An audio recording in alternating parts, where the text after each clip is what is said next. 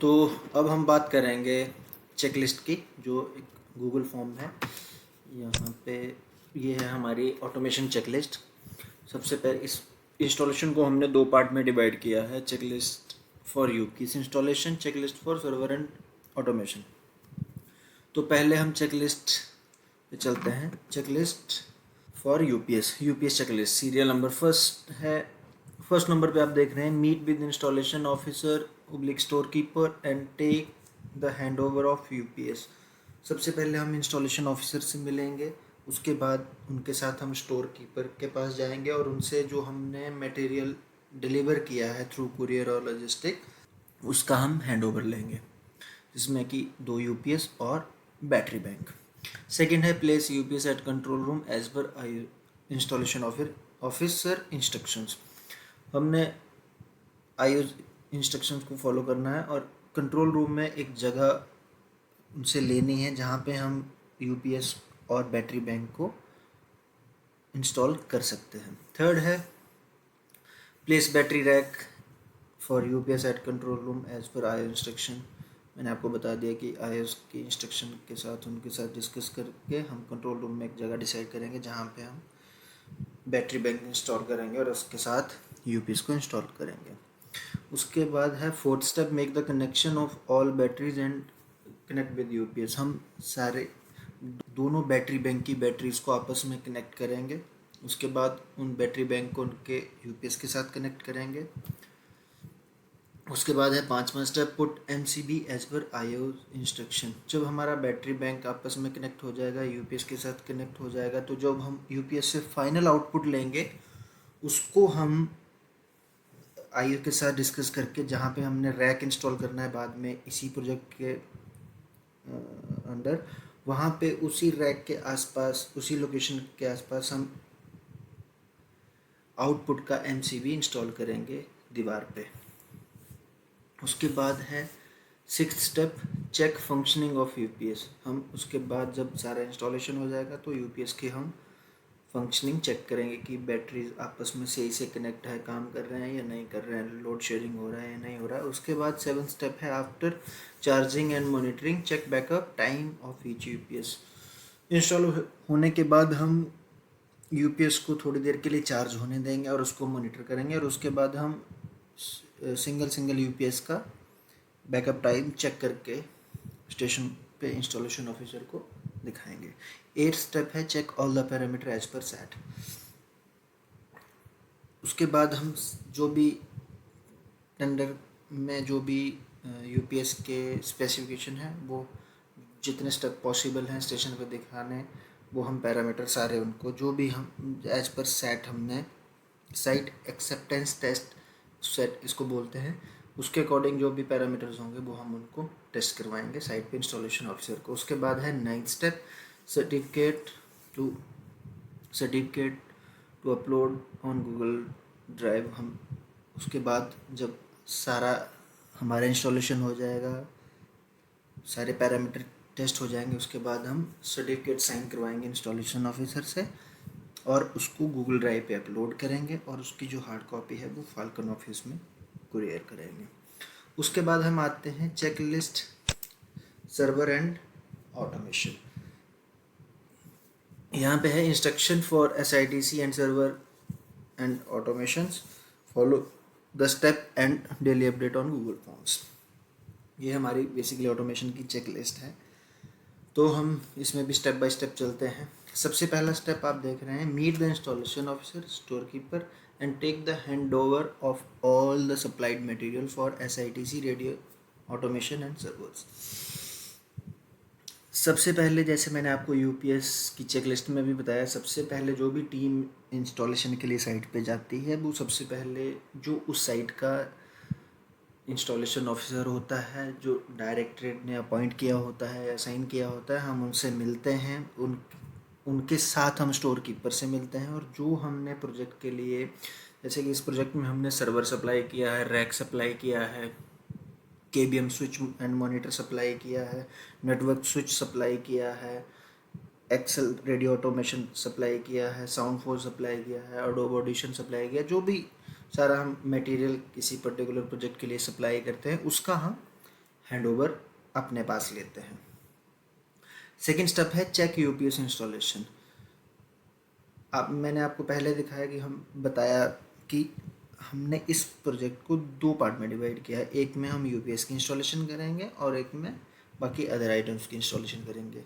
तो यूपीएस के बाद जो दूसरी टीम जाएगी वो यूपीएस की इंस्टॉलेशन को चेक करेगी। थर्ड स्टेप है take one studio room for installation of workstation and servers. सामान हैंडओवर लेने के बाद हम आईओस के साथ डिस्कस करके एक स्टूडियो या एक रूम या हॉल हम लेंगे जो भी सूटेबल होगा, जहाँ पे हम सारा जो हमने हैंडओवर लिया है मटेरियल उसको रख के उसके ऊपर हम काम करना शुरू करेंगे। फोर्थ स्टेप है place the 44U rack in control room as IO suggest.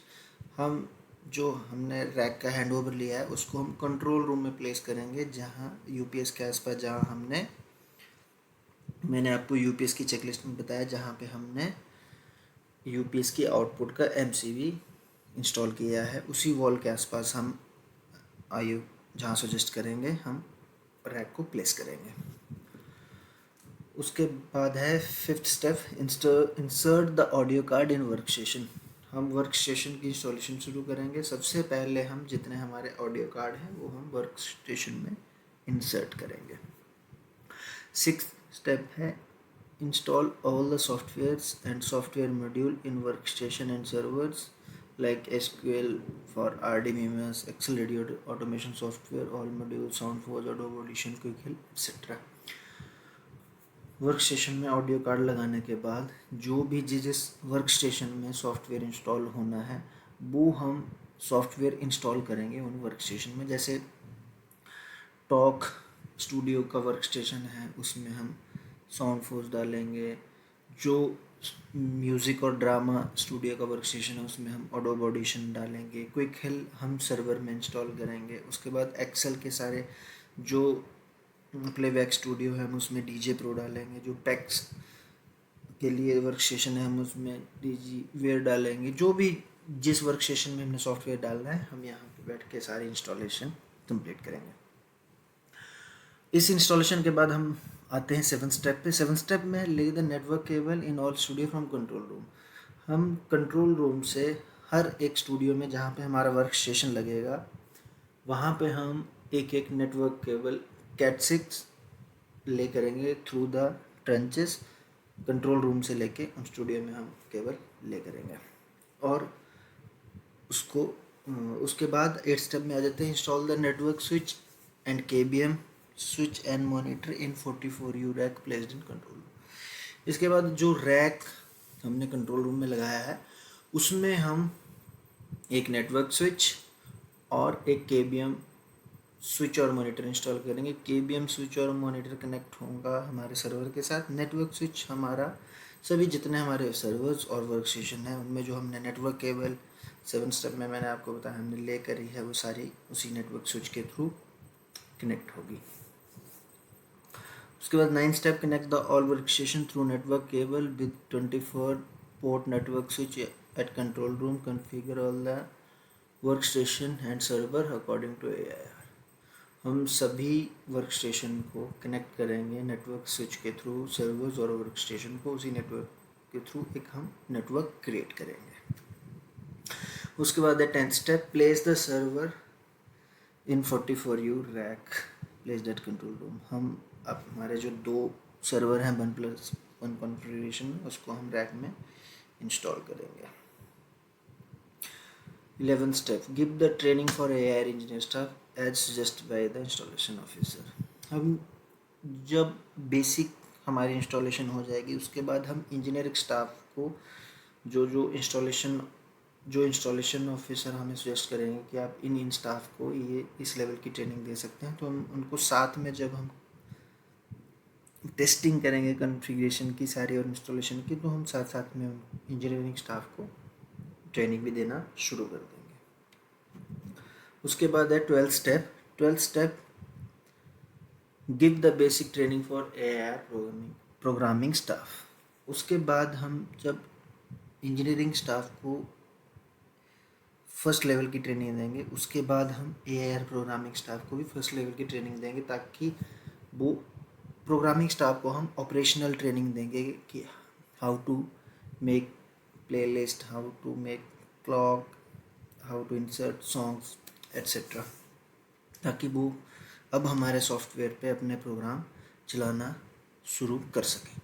उसके बाद है 13 step, place the work station at respective studio as per AIR suggest.